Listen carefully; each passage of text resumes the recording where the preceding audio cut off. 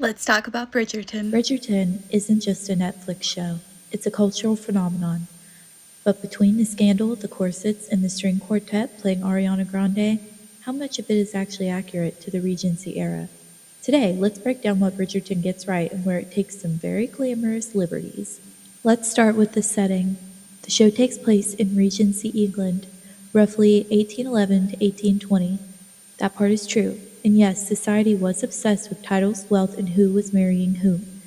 The season, or the marriage mart, was real, where young debutantes were presented to society in the hopes of landing a suitable husband. So, the pressure that Daphne Bridgerton feels, that part is also very real. Now, the fashion. Bridgerton's costumes are gorgeous, but not exactly historically accurate. The Empire waist gowns are spot on. But the glitter, bright colors, and the corsets laced within an inch of their lives, that was pure Hollywood drama.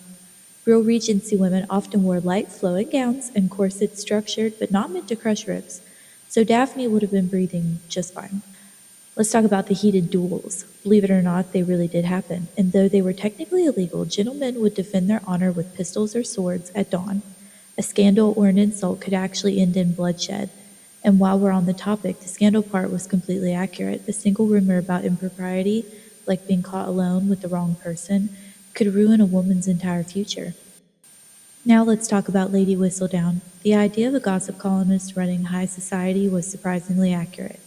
Newspaper and scandal sheets were wildly popular in the 19th century, though they were often published in magazines and newspapers rather than standalone sheets.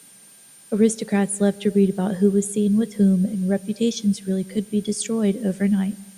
The Bridgertons themselves would have lived in constant fear of the papers, though maybe not of Julie Andrews narrating them.